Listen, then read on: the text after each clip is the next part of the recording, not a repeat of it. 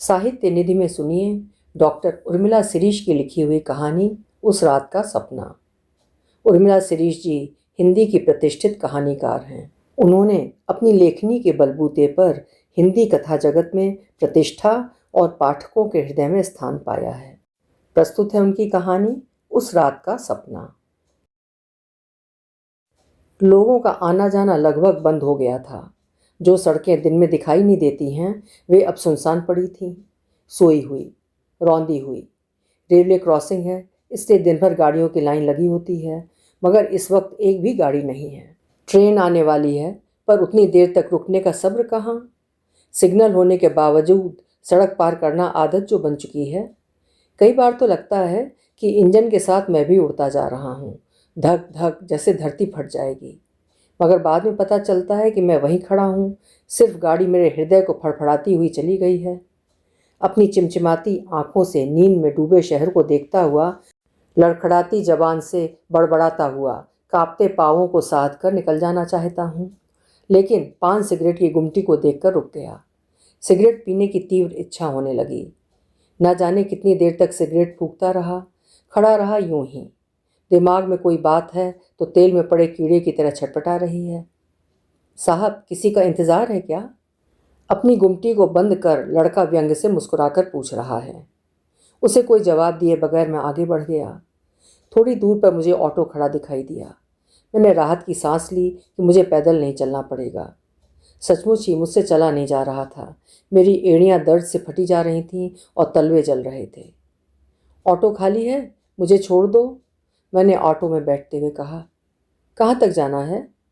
तुम यहाँ से तो चलो, बता देंगे। मेरा ऑटो खाली नहीं है। ऑटो वाला समझ गया कि मैं पिए हुए हूँ। उसने सोचा इन शराबियों से उलझना ठीक नहीं है। एक तो इनकी बकवास सुनो, ऊपर से पता चले कि जेब खाली है और पेट शराब से भरा हुआ है। बताओ, चल रहे हो क्या? उसको सोच में डूबा हुआ देखकर मैंने पूछा। नहीं साहब, मैं स्टेशन जा रहा हूँ।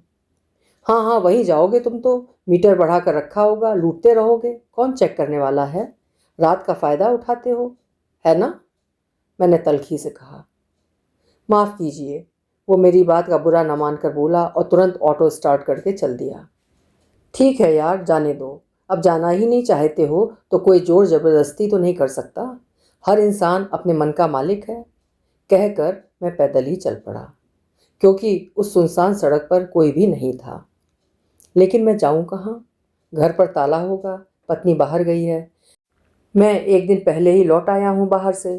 छोटे भाई के घर जाऊंगा तो पहले तो मेरा मुंह सूंघेगा, फिर सैकड़ों उपदेश भरी व्यंग्यात्मक बातें सुनाएगा, मेरे उत्थान पतन की बातें करेगा। वो मुझे लगातार सब्जी की तरह छीलता जाता। इसीलिए तो तुम्हारे साथ ऐसा हुआ। या कहेगा तुम इसी लायक हो, तुम्हें तमीज़ नहीं है कि तुम्हें मेरी पत्नी और बच्चों के सामने शराब पीकर नहीं आना चाहिए। ऐसे ही वाक्य उसके मुंह पर रखे होते। जेब में पैसा ना हो तो इंसान की कद्र ही नहीं होती, और रही सही इज्जत ये शराब ले डूबती है। नोटों की गड्डियाँ हों तो आपके 50 अवगुण भी अनदेखे कर दिए जाते हैं। दुनिया बड़ी कठोर है, खुदगर्ज और नाटकबाज। प्राइवेसी के नाम पर अपने भी पराये हो जाते हैं और तमीज़ तथा तहजीब का ठीकरा सिर पर फूटता रहता है। मेरा मन उदास हो गया, संतप्त और थका हुआ। मैला कुचैला बना इस वक्त मैं किसी शरीफ परिवार में जाने के लायक नहीं लग रहा हूँ। यद्यपि इक्का दुक्का कार या स्कूटर वाले अब भी निकल रहे हैं, पर किससे लिफ्ट लूँ? आपके चेहरे पर लिखा थोड़ी ना होता है कि आप क्या हैं, कितने पढ़े लिखे हैं, कि कितना पैसा है। समझ में नहीं आता है कि लोगों के पास इतना पैसा कहाँ से आता है कि वे बंगला भी बना लेते हैं और गाड़ियाँ भी खरीद लेते हैं, ज़मीन और सोना भी, विदेश यात्राएं भी कराते हैं। उस पर तुर्रा ये कि उनका पैसा ख़त्म ही नहीं होता। मेरे बॉस के यहाँ तो जैसे नोट छपते हैं। उसके काले कलूटे मरियल से बच्चे महंगी विदेशी पोशाक पहने कार्टून से नजर आते हैं, काजू किशमिश खाते हैं, और फिर भी नाक बहती रहती है या हमेशा बीमार बने रहते हैं। काला गंजू क्या करेगा इतना पैसा कमाकर, और इधर मेरे घर में हिसाब लगाना पड़ता है कि कितनी बार मछली पकेगी, कितनी बार कौन सी सब्जी। पिछली आइसक्रीम खाए इतना समय गुजर चुका होता है कि बच्चे तो उसका स्वाद तक भूल जाते हैं। इधर देखो तो आए दिन होटलों में पार्टियां होती रहती हैं। मैरिज एनिवर्सरी की पार्टी, जन्मदिन की पार्टी, तो कभी फार्म हाउस पर पार्टी। शराब बहती है यहाँ, और खाने का सामान तो इतना बचता है कि जानवर खाते हैं, और इधर मुझे इस सस्ते ढाबे में अंग्रेजी कलारी पर सस्ती शराब पीकर संतोष करना पड़ता है। सारी छूटती भी तो नहीं है। घर में कितना क्लेश हो चुका है, दिमाग भी तो खराब रहता है। छोटे से क्वार्टर में 10-10 लोग भरे पड़े रहते हैं। इस उम्र में पिताजी को नौकरी करनी पड़ रही है, बहन की शादी करनी है। एक चिंता है क्या? चिंताओं का मकड़ जाल फैला है चारों तरफ। सब कुछ इन बड़े लोगों के पास ही होना चाहिए। इनका प्रयास तो यही होता है कि किसी को कुछ ना मिले, और मिलता भी है तो छीन लो या ऐसा फंसाओ कि आदमी मानसिक रूप से क्षत विक्षिप्त हो जाए। मेरा मन विचलित हो उठा, सिर की नसें खिंचने लगीं। लगा हल्का सा चक्कर आ रहा है, होंठ सूख रहे हैं, कहीं पानी मिल जाए। मैंने सड़क के किनारे देखा, वहाँ पत्थरों के बीच अलाव जल रहा था, धीमी धीमी सुलगती आग, नरम और सुखद। कोई व्यक्ति लेटा हुआ था, हाथ का सिरहाना बनाकर। तेज ठंड तथा थकान के कारण मैं वहीं खड़ा हो गया। धुआं, धुंध तथा बढ़ती शीतल हवाओं के कारण मेरे पांव वहीं जमकर रह गए। मैं असहाय महसूस करने लगा। बड़ी ठंड है यार, एक बढ़िया लेदर की जैकेट होती तो मज़ा आ जाता। हर साल सोचता हूँ कि खरीद ही लूँ, मगर तब तक कोई दूसरी ज़रूरत आ पड़ती है कि जैकेट खरीदने का विचार त्याग देना पड़ता। मैं अनायास ही अलाव के पास जा खड़ा हुआ। कौन है? उस आदमी ने मेरे पाँवों की आहट सुनकर नींद में ही पूछा। मैं हूँ भाई, थक गया था चलते चलते। ठंड भी है, बड़ा अच्छा लग रहा है आग के सामने बैठना। आग है ही ऐसी चीज़ की तपिश से भर देती है नसों को, उसने दार्शनिक अंदाज में कहा, और जम्हाई लेकर उठकर बैठ गया। जमीन पर उसने चटाई बिछा रखी थी, ओढ़ने के लिए मोटा सा कपड़ा था। आसपास मिट्टी के ढेलों का ढेर लगा था। क्या काम करते हो भाई? औजार बनाते हैं, लोहा पीटते हैं। गुजारा हो जाता है? उसकी ना पूछो साहब, कभी हो जाता है कभी नहीं, फिर भी जीना तो है। अपने हाथों में सब कुछ है, सिर्फ मौत नहीं है। मैंने देखा, आग से उठती हल्की मध्यम आंच में उसके काले पांवों में मोटी नसें उभरी हुई हैं। हाथ भी नसों के जाल से भरे हुए हैं। उम्र ज़्यादा नहीं होगी, मगर हड्डियों ने अपने आकारों को मांस मज्जा से बाहर निकाल दिया था। अच्छा एक बात बताओ, खुले आसमान के नीचे डर नहीं लगता? मुझे लगा मैं बेतुके सवाल पूछे जा रहा हूँ। काहे का डर? किससे डर? सांप बिच्छू का डर? बेचारे वे भी तो मिट्टी में पड़े रहते हैं, कई बार काट भी लेते हैं तो कोई मर मरू भी जाता है। ठंड, हवा, धूप, छाँव सब सहता है गरीब का शरीर। पर ये जो तुम्हारे बच्चे हैं, पेड़ के तने पर कपड़े के झूले से लटके रहते हैं, उन पन्नियों और टाट की बनी खोलियों में कैसे गुजारा होता होगा? मैंने उस छोटी सी खोली को देखते हुए कहा। इसे देखकर मुझे बचपन के वे दिन याद आ गए जब मेरी बहनें गीली रेत को पाँव पर थाप कर धीरे से पाँव खींच लेती थीं। छोटा सा घर होता था वो। उस आदमी ने उठते हुए अपना साफा लपेटा, मूँछों को तराशा और उन्नीदे स्वर में बोला, परेशानी तो उन्हें हो जिनके पास कुछ हो। हमारे पास तो 4 बर्तनों और औजारों के अलावा कुछ नहीं है। बीड़ी पिएंगे? तुमको नहीं लगता कि तुम्हारा अपना घर हो, बच्चे पढ़े लिखे हैं, आरक्षण का लाभ तो वास्तव में तुम जैसों को मिलना चाहिए? किसको क्या नहीं लगता साहब, सपने तो हर कोई देखता है, पर देने वाला तो हो कोई। पिछले साल जवान लड़की ने आत्महत्या कर ली थी। जिस लड़के से शादी तय की थी वो भाग गया था एक सपने के पीछे कि पैसा कमाएगा, नहीं लौटा आज तक। क्या कर लिया किसी ने? खुद का ठिकाना नहीं रहता तो बच्चे कहाँ से पढ़ेंगे? सब ऊपर वाले का खेल है। उसने लंबी आह भरते हुए कहा। लड़की से याद आया, मेरी बहन भी शादी के लायक हो गई है, अकेली माँ के साथ रहती है, कभी कुछ कर ना बैठे। उफ, मैं भी कहाँ से कहाँ पहुँच जाता हूँ। सुबह फ़ोन करूँगा। तभी अंदर से बच्चे की रोने की आवाज़ आई। मैं चौंक पड़ा। मुझे इस वक्त यहाँ नहीं बैठना चाहिए था। शायद बच्चा जाग गया है। मैंने उसकी चुप्पी को तोड़ते हुए कहा। इस बीच वो एक भी शब्द नहीं बोला था, सिर्फ अंगारों को खुरचता रहा था। मैंने आपकी नींद खराब कर दी, बुरा मत मानना, मैंने अफसोस जाहिर करते हुए कहा। रोते हुए बच्चे को लिए स्त्री बाहर निकली। उसके उगड़े हुए स्तनों से चिपका बच्चा बुरी तरह से मुंह मार रहा था, चीख रहा था। स्त्री उसको अलग करने के लिए उसके सिर पर हल्के हल्के चपत मार रही थी, लेकिन वो स्तन छोड़ने को तैयार नहीं था, और स्त्री बच्चे के दांत गड़ने की पीड़ा से छटपटा रही थी, क्रोधित हो रही थी। मुझे बैठा देख वो संकुचित होकर अपना पल्लू ठीक करने लगी। बच्चा बीमार है, भूखा है, वो बुदबुदाकर बोला। स्त्री की परेशानी देखकर मैं उठकर चला आया। ठंडी हवा ने शरीर की ऊष्मा को पल भर में सोख लिया। मैं जल्द जल्द पग बढ़ाने लगा, जैसे कोई मेरा पीछा कर रहा हो। मेरे कानों में बच्चे की भूखी रुलाई, तड़प तथा स्त्री का तकलीफ से भरा बेबस चेहरा तथा कराह अब भी सनसना रही थी। एक तरफ ढेर पड़ा बेकार खाना और दूसरी तरफ भूख से बिलबिलाता बच्चा, जो जोर जोर से माँ के लटकते सूखे स्तनों को चूस रहा था, इस उम्मीद के साथ ये कुछ बूंदें दूध की मिलेंगी। प्रकृति भी कैसा न्याय करती है। न्याय पाने के लिए मैं कब से संघर्ष कर रहा हूँ, कब से हाथ पांव मार रहा हूँ। मैंने खुले नक्षत्रों से भरे आसमान की तरफ आंखें उठाकर देखा। मेरी निगाह एकाएक चौराहे पर लगी मूर्ति पर जा टिकी। एक क्षण के लिए तो मैं डर गया, ये कौन खड़ा है। लगा शराब का नशा अभी मेरी चेतना पर छाया हुआ है। पास में जाकर देखा, अरे ये तो मूर्ति है, महाराणा प्रताप की मूर्ति, हाथ में लंबा भाला लिए हुए चेतक पर सवार। मैं वहीं खड़ा हो गया। मेरा मन उनसे बातें करने लगा। वाह वीर योद्धा, वाह तुम तो अमर हो गए। बेइंतहा खूबसूरत पत्थर में तराशा है तुम्हें। नहीं, तुम ज़्यादा आकर्षक व तेजस्वी रहे होगे। तुम्हारे चेहरे का तेज, बलिष्ठ शरीर, पुरुषार्थ से भरा चेहरा, ऐसा पुरुषार्थ तो अब किसी के चेहरे पर दिखाई ही नहीं देता। क्यों खड़े हो इस चौराहे पर, इस चौराहे के गोल घेरे में बंधे वीर पुरुष? उठो, बाहर निकलो। लोग तुम्हें देखते भी हैं या नहीं? वैसे आजकल किसको फुर्सत है, सब भागे जा रहे हैं तेज रफ्तार से। कमाल है, ये शहर है या मूर्तियों का संग्रहालय? श्यामा प्रसाद मुखर्जी की मूर्ति, हाथ में पुस्तक लिए चिंतन की मुद्रा में। इंदिरा गांधी की मूर्ति, दृढ़ता और संकल्प से भरी, उंगली दिखाते संविधान को थामे अंबेडकर की मूर्ति। किसको दिशा दिखा रहे हैं? सब दिशाशूल हो गए हैं अब तो।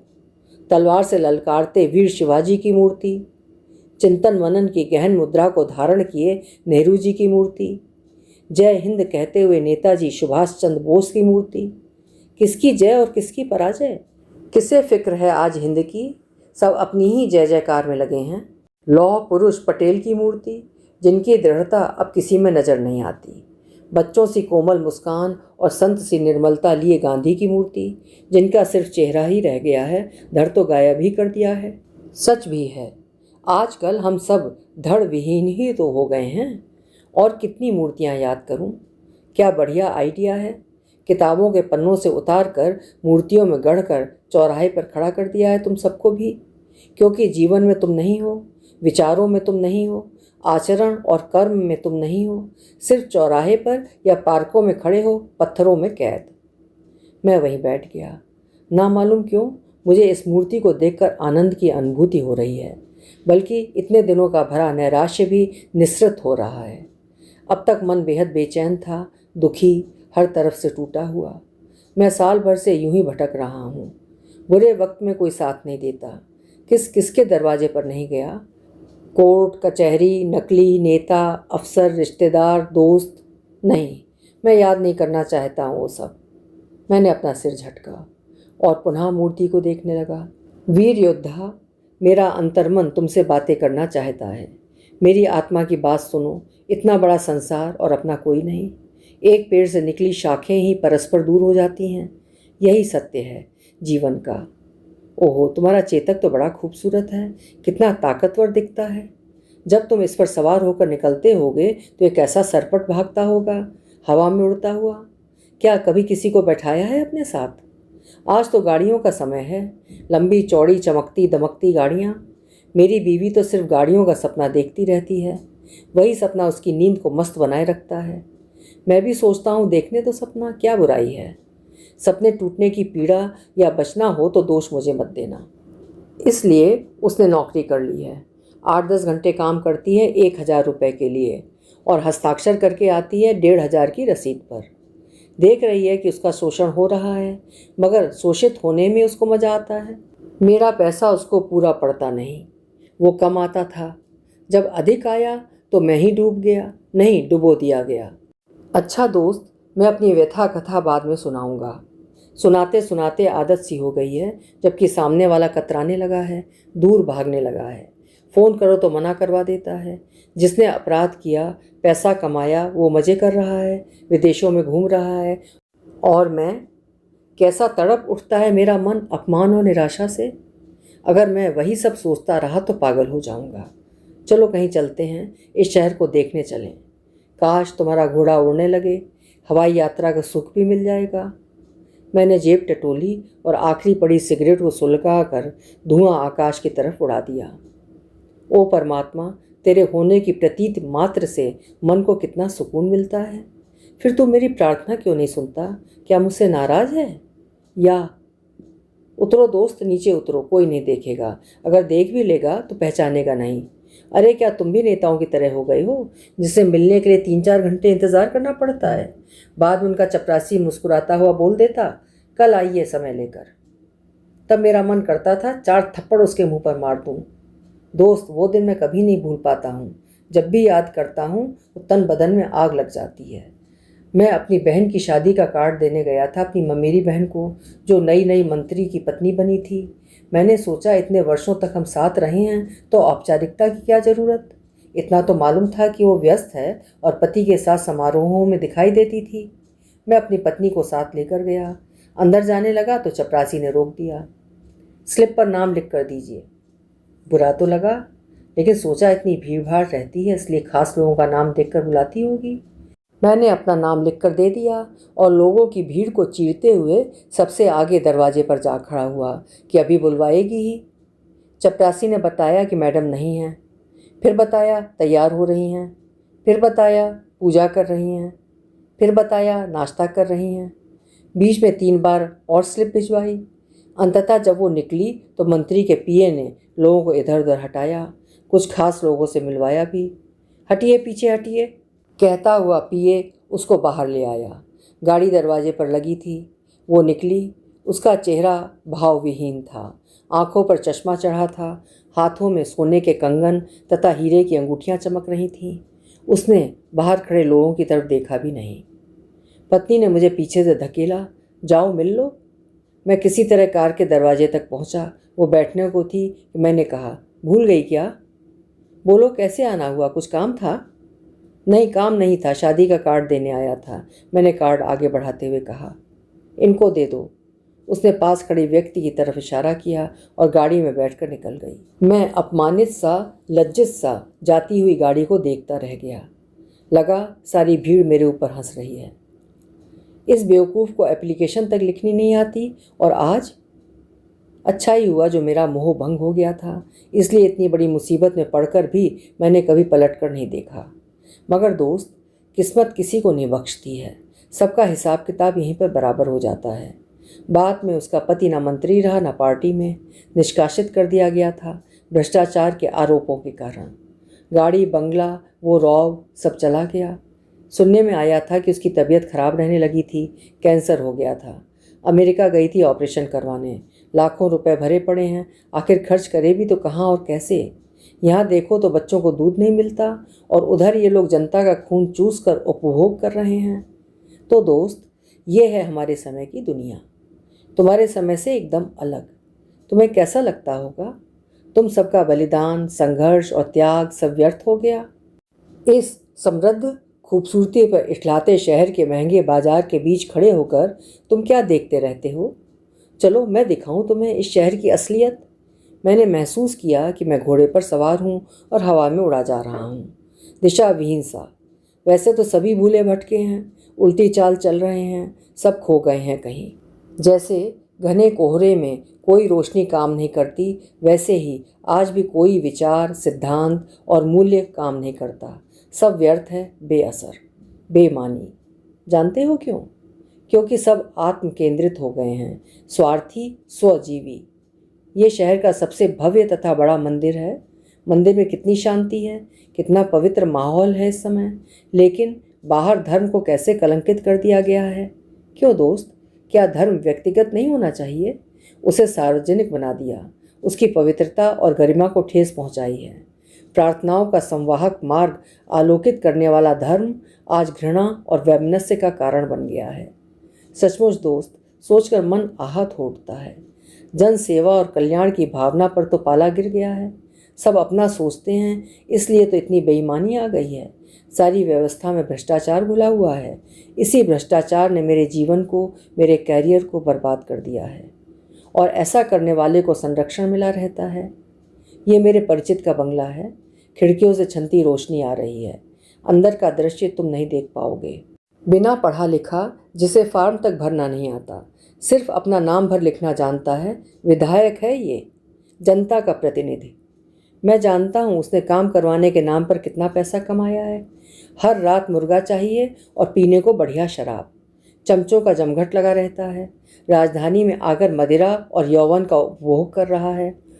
साले काले लंगूर को पढ़ी लिखी खूबसूरत लड़कियों से दोस्ती करने का शौक चल रहा है। उनको बुलवाता है और उनकी गरीबी तथा बेरोजगारी का नाजायज़ फ़ायदा उठाता है। सोचो दोस्त, क्या ऐसे लोग समाज या देश का कल्याण कर सकते हैं? घिन लगती है मुझे इस आदमी से। चलो दोस्त, आगे बढ़ो। रात्रि के इस मध्य पहर में इस शहर का सौंदर्य कितना शांत, मधुर, पावन और रहस्यमय लगता है। रोशनियों के जादू में डूबा ये शहर जगमगा कर सारी बदसूरतियों पर आवरण खींच देता है। मन को मोहित करने वाली ये झील और उसके भीतर फैली रोशनियों और नक्षत्रों की प्रतिछायाएं। आभास होता है नीला आकाश पानी की सतह पर तैर रहा है। और यह है मेरे बॉस का बंगला। बड़े अफसर, लाल बत्ती की गाड़ी, 4-4 कुत्ते, फार्म हाउस। इन्होंने मेरे साथ विश्वासघात किया है। कीड़े की तरह मसल दिया है मेरे अस्तित्व को। शायद मेरी अतृप्त कामनाएं भी जिम्मेदार हैं, जो मौका पाते ही मवाद की तरह बह निकली। मैं रात दिन मारा मारा फिरता हूँ। मेरे ऊपर केस चल रहा है। मैं जेल होकर आया हूँ और ये आदमी सबसे मुक्त। कितनी नियुक्तियाँ होनी थी, हर नियुक्ति पर रुपए तय कर लिए थे। इसी ने नियम विरुद्ध नियुक्तियाँ की थी। लोगों ने जब कोर्ट केस लगा दिया तो इसने स्वयं को बचाने के लिए मुझे तथा एक और आदमी को फंसा दिया। आनन फानन इसने अपना विभाग बदलवा दिया, फाइलें गायब करवा दी और मेरे ऊपर आक्षेप लगा दिया कि मैंने विभागीय फाइलें चुराई हैं। बताओ न्यायप्रिय दोस्त, मैं क्या करूं? कहाँ जाऊं? इसने तो मुझे छोड़ दिया है मझधार में। सब कुछ चला गया, पैसा, इज्जत, मानसिक शांति। मैं बार बार इससे मिलने की विनती करता रहा, मगर ये कभी नहीं मिला। क्या ईश्वर इसको दंड देगा? कभी भी नहीं। अगर देगा भी तो कब? जब मैं थक जाऊंगा लड़ते लड़ते। सघन अंधकार में डूबा मेरा मन स्वयं से लड़ता रहता है कि किसके सामने जाकर मैं सत्य बयान करूं। कोई विश्वास नहीं करता कि मैं निर्दोष हूं। और ये देखो दोस्त, यहाँ शहर के नव धनाढ्य तथा बड़े कहे जाने वाले लोगों के जवान बच्चे आकर रात रात भर मस्ती करते हैं, चरित्र और भविष्य के नाम पर धोखा करते हैं। तभी तो इतनी लड़कियां आत्मदाह कर रही हैं। लड़के हिंसक वारदातों पर उतर आए हैं। कई बार तो अपने मनोरंजन के नाम पर ये जीवन तक को दांव पर लगा देते हैं। इन पर निगाह रखने के लिए इनके माँ बाप के पास वक्त नहीं है। जब भी मैं इन लड़के लड़कियों को देखता हूँ तो मेरा दिल कांपने लगता है। क्षण भर के लिए लगता मेरा लड़का खड़ा है या मेरी लड़की है, तो अंदर तक दहल जाता हूँ। नहीं दोस्त, नहीं, मुझ में इतना धैर्य नहीं है, इतनी हिम्मत नहीं है कि मैं ये सब बर्दाश्त कर सकूं।